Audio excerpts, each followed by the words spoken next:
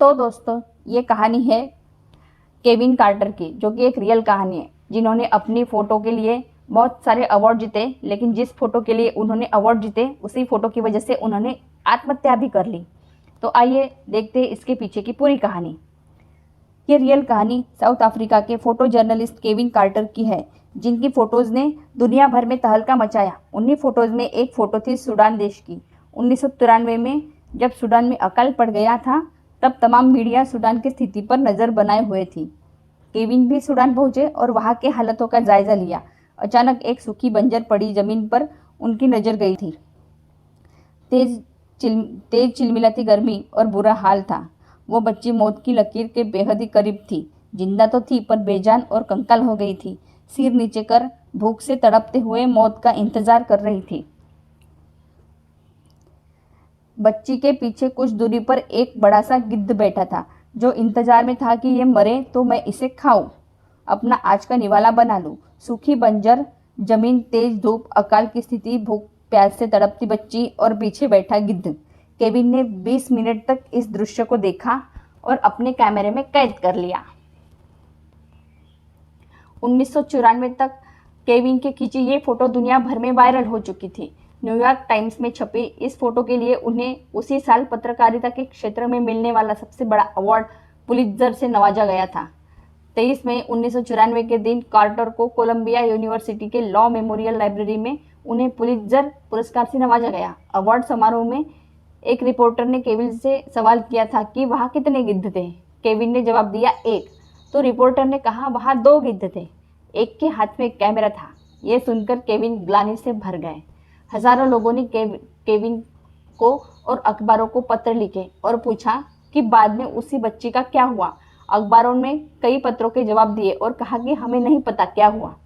हजारों लाखों लोगों ने केविन कार्टर से इस इथोपियाई बच्ची के बारे में हजारों सवाल किए। कईयों ने उस पर यह आरोप भी लगाए कि उसने यह फोटो खींचना ज्यादा उचित समझा, उस रेंगती हुई बच्ची को बचाने के बजाय।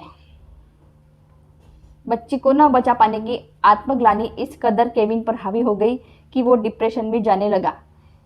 केविन के करीबियों ने कई बार खुलासा किया कि केविन उस सूडान की फोटो के बाद नशे के लती हो गए।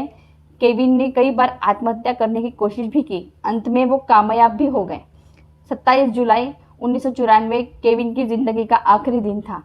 27 जुलाई 1994 के दिन उनके जीवन का आखिरी दिन साबित हुआ। उन्होंने एक पेड़ के नीचे, जहां वो अक्सर बचपन में खेला करते थे, अपनी गाड़ी में कार्बन मोनोऑक्साइड जहर से आत्महत्या कर ली। कार्टर ने अपने आखिरी खत में लिखा कि वो काफ़ी परेशान हैं। उन्हें लाशें, भूखमरी, घायल बच्चे, दर्द की तस्वीरें रह रहकर परेशान करती है। कहा जाता है कि बाद में उन पर जिंदगी का यह दर्द खुशियों पर इतना हावी हो गया है कि अब कोई खुशी ही नहीं रही। केविन के मौत के बाद कई लोगों ने कहा कि केविन को तभी मर जाना चाहिए था जब उसने गिद्ध के निवाले के लिए भूख से तड़पती बच्ची को छोड़ दिया था। कई लोग केविन के बैकग्राउंड का हवाला देकर केविन का पक्ष लेने लगे। पक्ष लेने वालों की हमेशा यही दलील रही कि केविन दक्षिण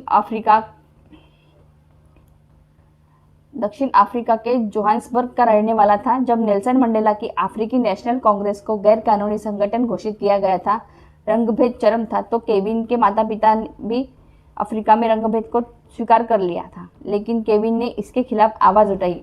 अक्सर रंगभेद के खिलाफ बोलने पर केविन की लड़ाई घर पर होती थी। केविन डिफेंस फोर्स में शामिल हुए, जहां रंगभेद की पराकाष्ठा थी। काले युवक का साथ देने पर केविन को काफिर कहकर पिटा भी गया। कई नौकरियों को छोड़कर केविन पत्रकारिता करने लगे।